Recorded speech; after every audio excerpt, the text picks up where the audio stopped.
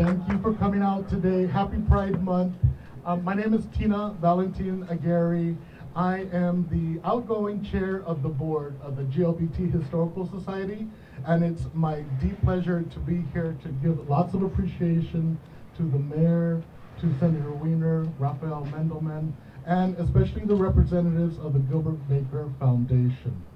A little bit I'd like to share before I hand it over to my esteemed colleague Maria is I really appreciate that we have this flag here, that we're going to be a home for it, to make sure that we preserve it with an archives that is top-notch, world-class, and makes it available for researchers and curators for generations to come.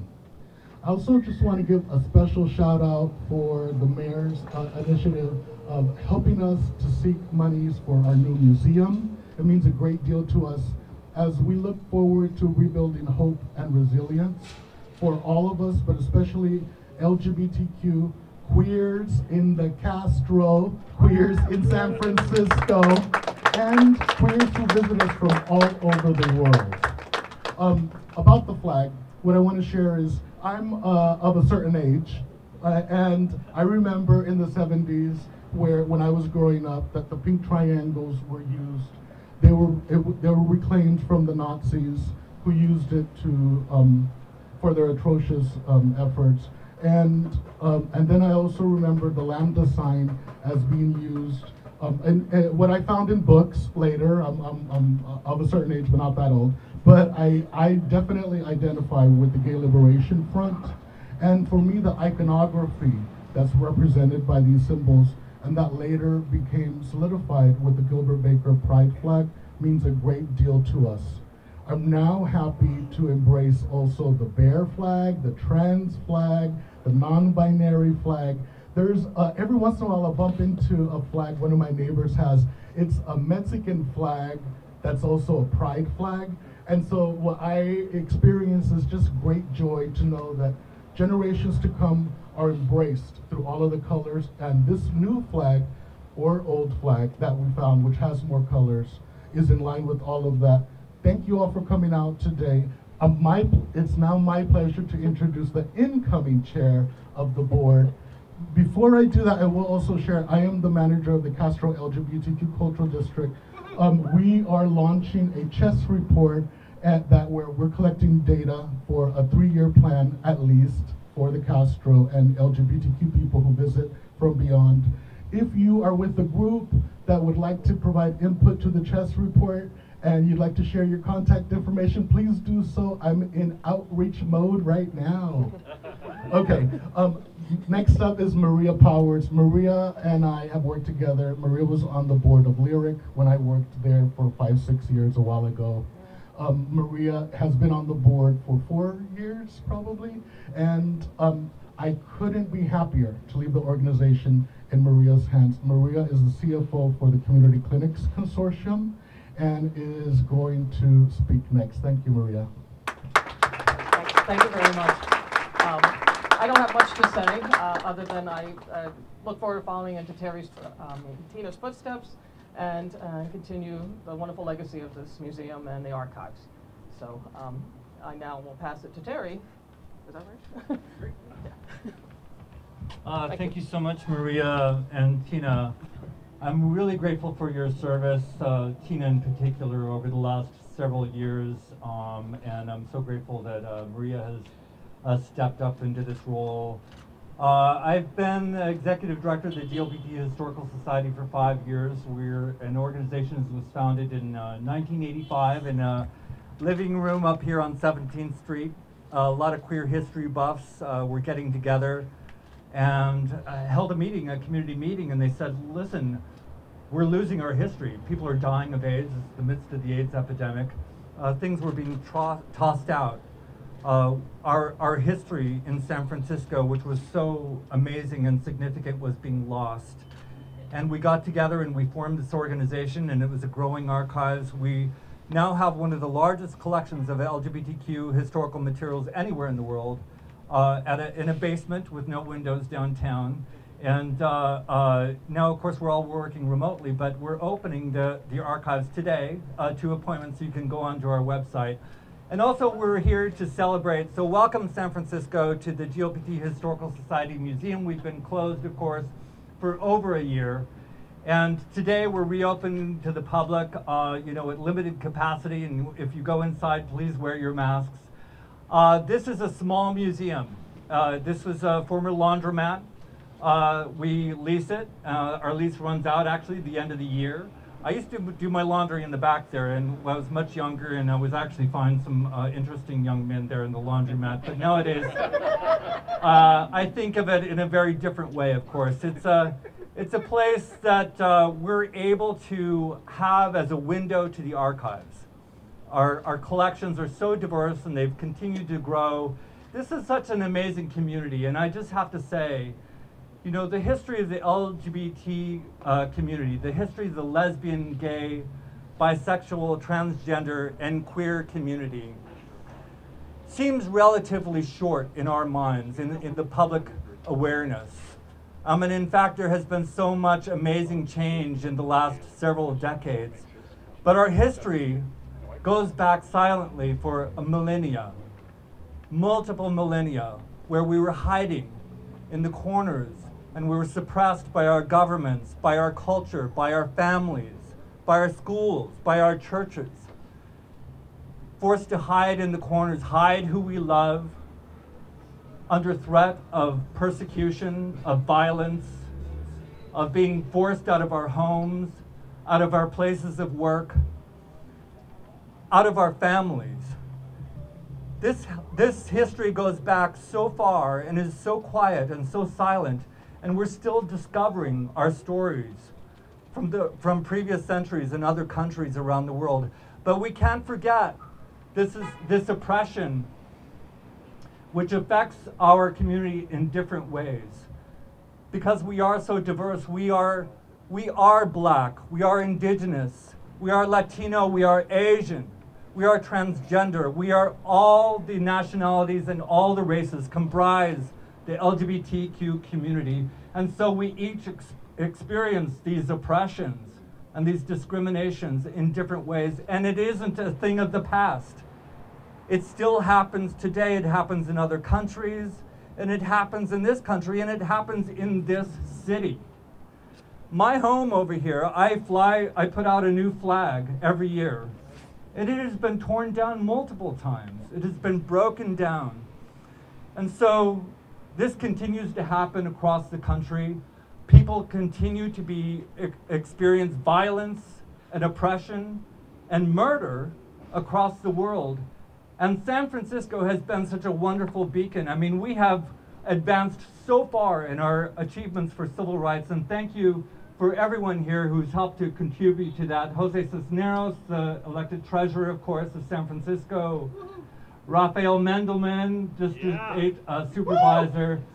Scott Wiener has been such an amazing friend of the Historical Society for so many years. And I remember when I first took this job 5 years ago, and I went and I sat with Scott, and you know, he's very passive-faced and he's just very stone-faced, and he listened to my pitch, and then he said, "What do you need?" You know, and he's always been there. He's getting us money this year for the archives again, but he got it. Why do we need a large museum?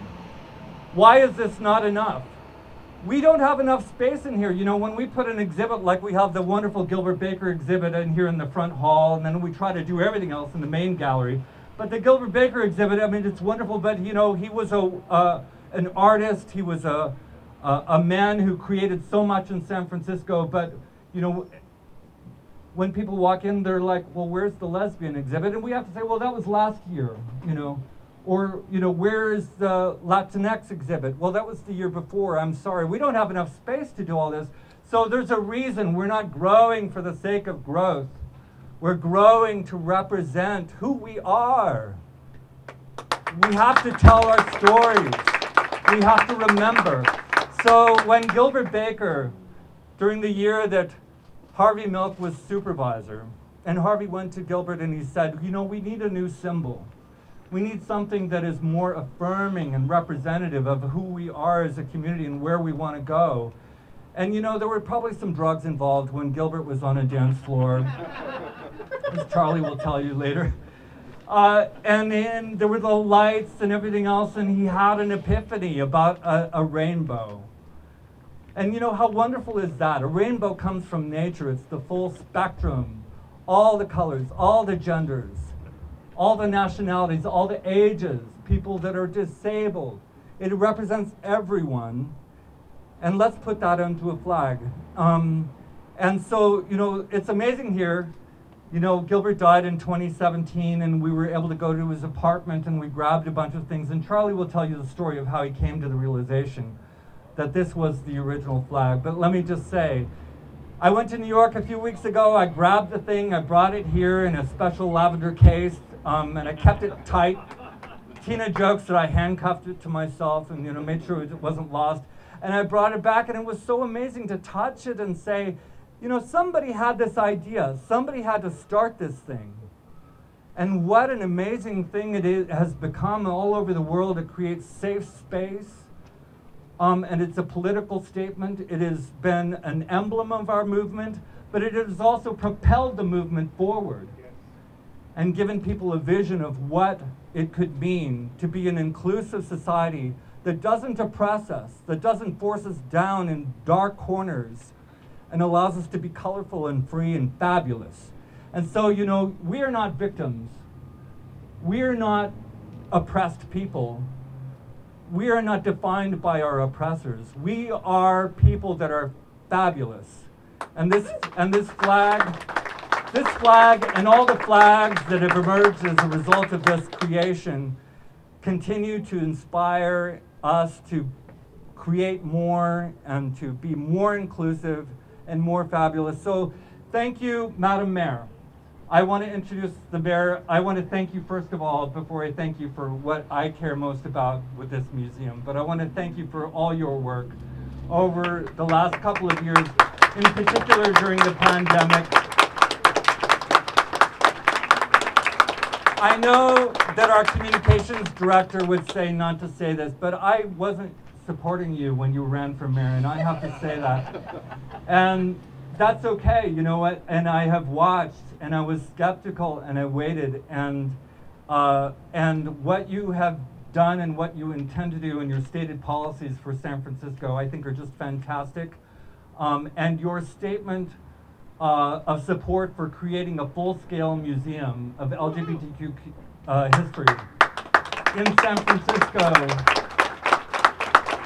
I have to say that I understood that you get it, why we have to do that. There is no full-scale museum of our history anywhere in the United States. And if we're going to have one, then it should be here in San Francisco. And before I turn it over to the mayor, I just have to do my job here and thank our sponsors. I want to say Absolute Vodka, Rhythm, and they do cannabis. And I think Gilbert would love, we would have a cannabis sponsor. And also Big Run Studios, and of course the Gilbert Baker Foundation. And this has been a group effort. It's been going on for a year. And so our board and staff have been intricately involved in making this moment possible. And I just want to recognize the people that I work with every day. So I just have to say Daniel Bao, he's been with us forever and has been by my side. Nalini Elias, Kelsey Evans, Isaac Fellman, Lee Pfeffer, Michaela Ryu, Mark Sawchuk, Andrew Schaefer, Ramon Sylvester, and I have to recognize Gerard Koskovich also, who is our sort of our resident historian. And so this has been a wonderful effort. I just want to welcome you all. The sun has come out. Thank you so much for being here. Madam Mayor, welcome. Thank you. Yeah. Thank you so much, Terry, and thank you for your work and your advocacy. Once I realized I was coming to the Castro, I bought this thing like 2 years ago, and I said, where else am I going to ever get to wear it but the Castro? So thank you for appreciating it. Yeah. But it really is an honor to be here and to really kick off Pride Month in San Francisco, one of my favorite times of the year, because everyone is always so happy and smiling and so excited. And I remember when I was a kid and we would go to the Pride Parade, and I would see all of these amazing floats, all of these outfits, and I thought, one day, I'm going to have a parade, float in the Pride Parade. It took me becoming an elected official, so that's why when I became a member of the Board of Supervisors, I was one of the first elected officials to have a Pride float in the Pride Parade. I would always say, Scott, you don't have a float, Scott? Get it together. He's in the back of a pickup truck. How boring. Scott, come on, step your game up. But let me just say how excited I am to be here today because of the legacy of Gilbert Baker and what he means to the LGBTQ community all over the world. This flag in 1978, when he and Harvey Milk got together and he came up with this amazing concept, this has been a symbol of hope, a symbol of safety, a symbol of refuge. And so what's so amazing about today is we have a symbol that is of the original Gilbert Baker flag that he made, one of the first. And so Charlie Beal, thank you so much, and the Gilbert Baker Foundation, and for always supporting and elevating the message and making sure that this history is not forgotten. And this was important to me because I remember when I served as the executive director of the African American Art and Culture Complex, we did an exhibit about the AIDS crisis in San Francisco. And part of the AIDS crisis and some of the history that people don't necessarily talk about is how many of our lesbian sisters took care of those who were in need during that time. We did an exhibit recognizing that history, recognizing that they were the caregivers to help with so many people who were losing their lives at alarming rates right here in San Francisco. And so when you think about it, it's not just about LGBTQ history. It's not just about San Francisco history. This is American history. And it's important to recognize it in a way that elevates the conversation, that provides the room and the space to spread out and to see the different messages and to change over the different exhibits and to talk about the history and to pull out those archives so that we can actually visibly see the archives. We were at the, I think Patrick is here. Thank you so much, Patrick Carney. We were at the Pink Triangle event. Donna Sachet was there. We were freezing our butts off. I'm still cold right now. Ever since then, my fingers and toes are still frozen from that day. But just even that history about the Pink Triangle and so many amazing milestones in the LGBTQ community and what we have been able to do in San Francisco because of leaders like Scott Wiener, because of leaders like Raphael Mandelman, because of leaders like Jose Cisneros. Look at how far we've come. We know that there are still challenges like Terry talked about. I mean, right here in the Castro, having his flag removed on occasion, we know that there are still challenges, but we also have an opportunity. Hell, we lived through a global pandemic and we are still here. So now more than ever, it's time to look towards the future. And so Supervisor Mandelman and I came together and I said to him, I said, we need to do this. The time is now. We need that museum. We need to recognize the history. We need to elevate it. We need people to come to San Francisco and be able to visit a place to learn about the history of the LGBTQ community and how it started right here in San Francisco, the movement, and how people have stepped up and done so much to get us to a point where the mayor of San Francisco can provide $2 million to provide universal income to transgender individuals in our city. Tony Newman, yes, we're doing it. With the Office of Transgender Initiatives. So we've come a long way. We got a long way to go. I look forward to raising this flag, and I am grateful and honored to be your mayor. And so with that, my guy, who I was sad to see him leave for Sacramento, but I'm so happy he's in Sacramento fighting a good fight. Man, when I was on the Board of Supervisors, I said, Scott, you introduced one more bill, one more bill and I'm going to get you. The same people in Sacramento are saying the same thing. They're like, boy, because he keeps you reading. You got to read when you work with Scott Wiener. And we are so grateful because his legislation is why we're in such an amazing place here in San Francisco for the LGBT community. He has been a fierce advocate for this community when others have turned their back in some occasions, fighting to backfill the Ryan White cuts and all kinds of amazing policies. And Scott Wiener, come on up. Thank you so much for being here today.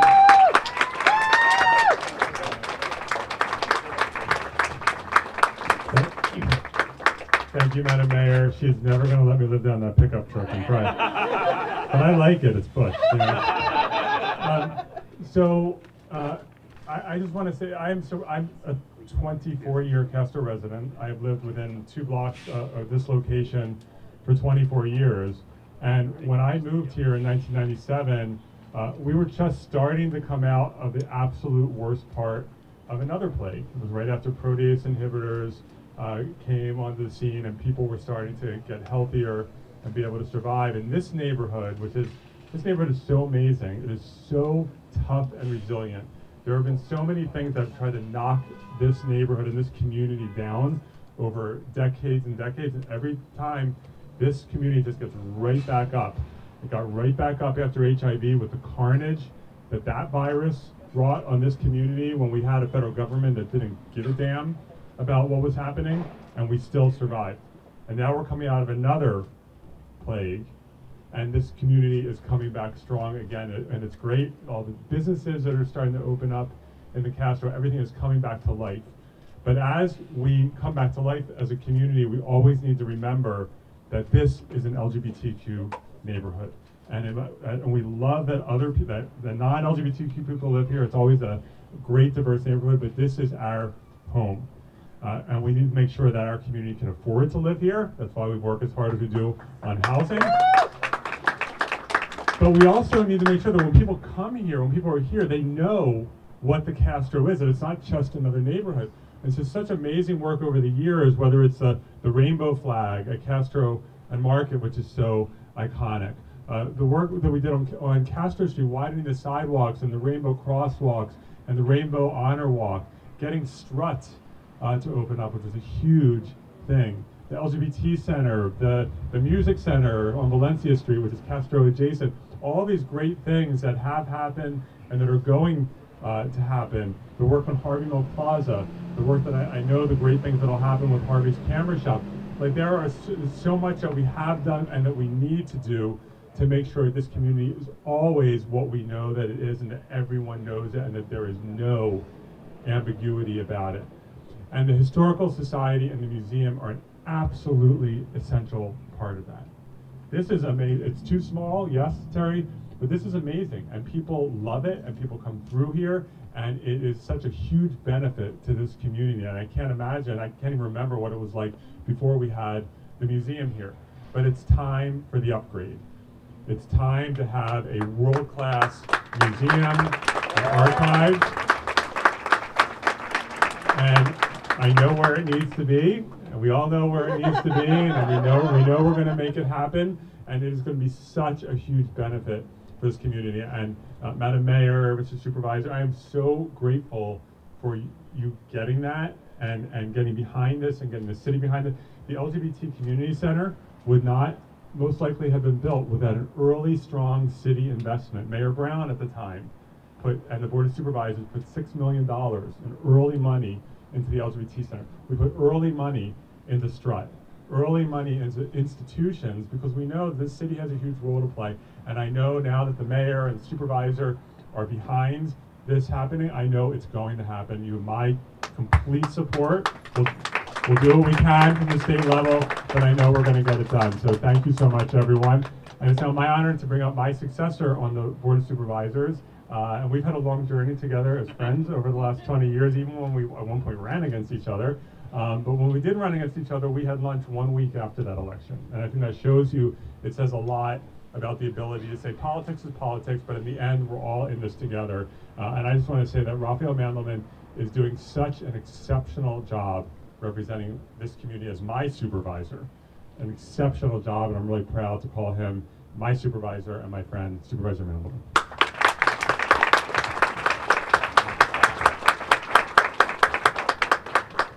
Thank you, Senator. You set an extraordinarily high standard and a hard one to meet, following in your footsteps. But we are so proud of you, and we are so proud of the backbone that you show, your extraordinary integrity, and your incredible hard work for San Francisco. So thank you, Scott Wiener.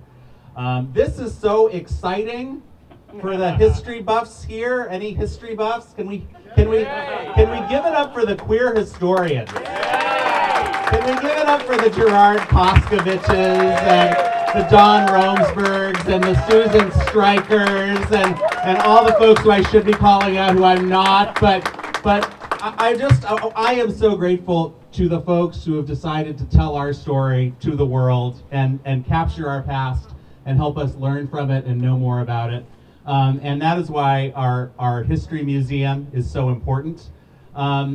This has been such a great start to Pride in so many ways. I think Pride now starts with Harvey Milk's birthday at the end of May, which is wonderful. But shortly thereafter, we learned that the developers had been selected for 1939 Market. Thank you, Madam Mayor, for what will end up being a 250-unit campus of LGBT-affirming senior housing. And then on June 1st, we got to go up to the freezing, frigid cold of Twin Peaks. But to see what, for 26 years, Patrick Carney has been doing this extraordinary thing on Pride Weekend, which is this pink triangle, which reminds us of the history of oppression of our community, but also calls us to change the world and never let those things happen again and spread our queer pinkness all around. And this year, for the first time, this is a month-long thing. Thank you, Ben Davis and Illuminate, teaming up with Patrick Carney. So that is extraordinary. And then to be here today for the flag coming back to our museum is amazing, having just heard from our mayor that she is committed, and she wants everyone to know, $12 million in her budget for making it rain, Supervisor. These are words I've heard. But yeah, thank you so much for your commitment to this community, and having that investment paired with the universal basic income for transgender folks is such a lovely and wonderful way to start this Pride. So thank you, Madam Mayor. She got us through the pandemic. She's adorable with the thing. I don't know what we call it, but it's adorable. A bow. It's a bow. Thank you, Andrea Aiello. It's a bow, Mandelman. Pull it together. So I'm excited about, I think about what the rainbow has meant to me in my queer life, and it is such a beautiful symbol. When I came out to my grandmother who lived out in the Sunset District, I had to keep doing it because she was later in life and she was beginning to have a little bit of dementia. But I would bring her over to this neighborhood and we would walk around, and she wasn't totally thrilled about my being gay, but she did love the rainbow flags. And it was, I associate these flags that are up here. She also seemed to think that each one was sort of selected by some queer person who lived in the building adjacent, and was amazed by how many queer people that meant there were. And I was like, Grandma, there's even more. So it's so wonderful. And to Charlie Beal, thank you, and to the foundation. And I do think we should honor Tom and Jerry, for all of their care and love for the flag, for that particular flag and all the flags up and down. So it's an honor to be here, and I'm going to turn this back over to David Perry for all of your fantasticness. Thank you for helping organize this today, and for all that you've done for the Rainbow Honor Walk and queerness in San Francisco. Here you go. Thank you. And the mayor says that my flag raising, her flag raising, but it's on her balcony, and it's on Monday at 11. Okay, she is extremely excited. City Hall. And City Hall will be open. Okay, everybody, we got through. Thank you, everyone. We have one more speaker, but before I introduce Charlie Beal from the Gilbert Baker Foundation, just again, give everyone here, especially our elected officials, the longest serving gay elected official in San Francisco, Jose Cisneros, our treasurer, Scott, Rafi, our wonderful mayor, I wouldn't be doing my job if I didn't do a shout out to my successor on the Rainbow Honor Walk board, Madam President Donna Sachet, Kathy Amendola of Cruising the Castro Tours, Tony Newman from Lyric, and Andrea Aiello from the Castro CBB.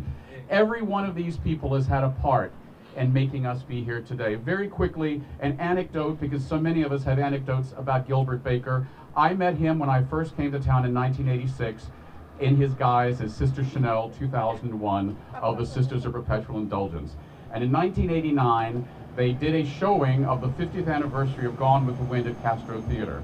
And as a young gay liberal from Richmond, Virginia, the supposed capital of the Confederacy, I said, this is not right. And I worked the payphone at Castro Floor, which tells you how long ago this was, and called everybody. But the first person I called was Gilbert. And I said, Gilbert, this is not right. This is the flag of an oppressor. This is the flag that means death to our brothers and sisters in communities of color. Gilbert understood early on that unless all of us were free, none of us were free. And he stood up for communities of color and stood in front of the Castro Theater with a sign dressed as Scarlett O'Hara that said, frankly, my dear, we do give a damn. And he held up the sign and those flags came down. So here's to Gilbert. So without further ado, our last speaker, please welcome the person who knows the legacy of Gilbert Baker better than anyone, Charlie Beal.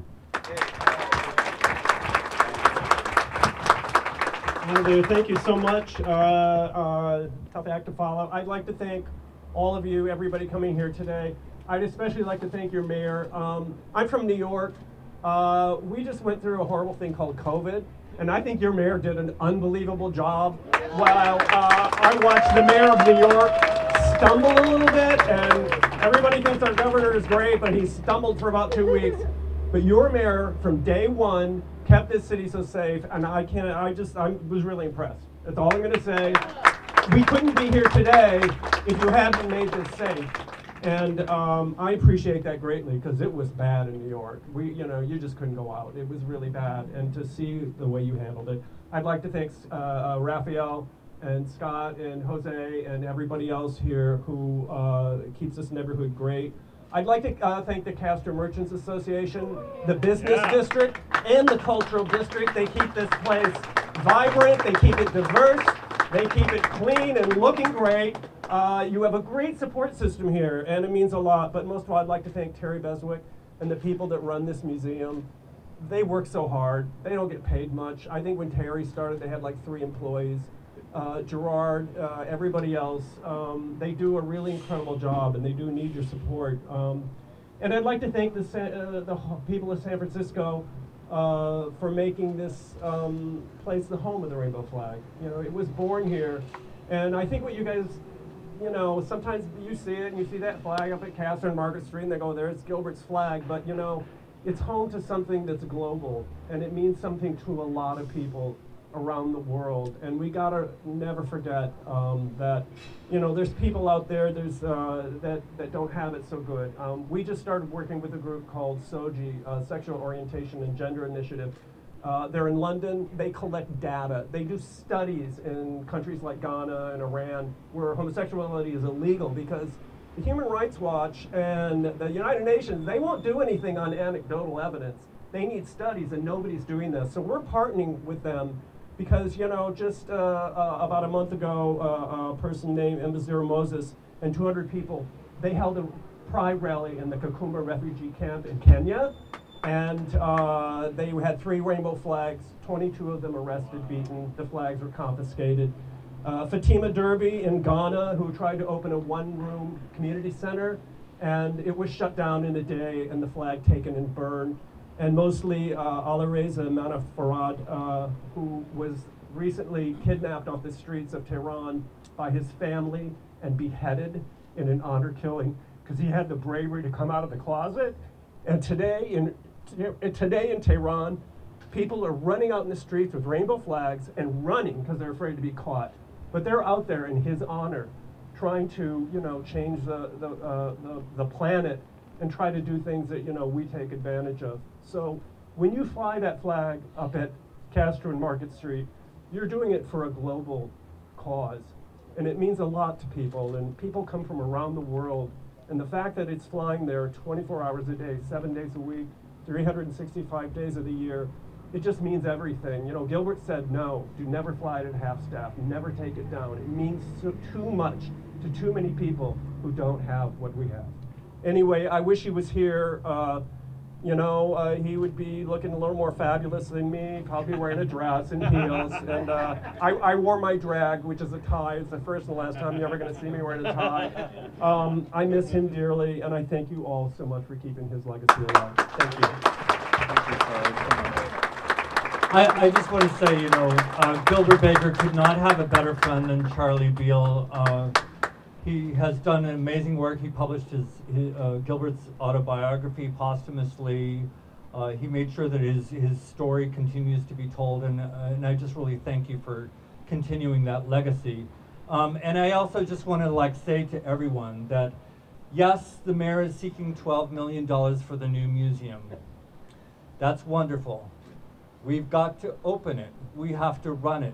We have to operate it. We have to install exhibits. We have to hire staff. We have to have security staff. We have to have curators. We have to have all of you participating in that. And you know, whether the donation is $1 or the donation is $1 million, it's going to cost a lot to operate. And so we're just beginning the silent phase of a capital campaign. We don't need the money today, by the way. We need the money like a year from now. So let's get it in the budget, and by then maybe we'll be ready to, you know, fix the building up, whatever building it is, and get us in there and tell our stories. This museum, on a normal year, we get about 24,000 visitors a year from all around the world, which is enormous for this size space. But when we have a full-scale museum, it's going to be an economic driver for this neighborhood and for this city, as all museums are around the world. So please join us in that effort. GLBThistory.org. Buy a t-shirt, whatever you want to do. Join us in the effort. Thank you very much. Thank you, everyone, and keep the applause going for our elected officials, Terry Beswick from the Historical Society, Charlie Beal. On behalf of the GLBT Historical Society, everyone in the Castro, thank you for watching today. We'll see you soon.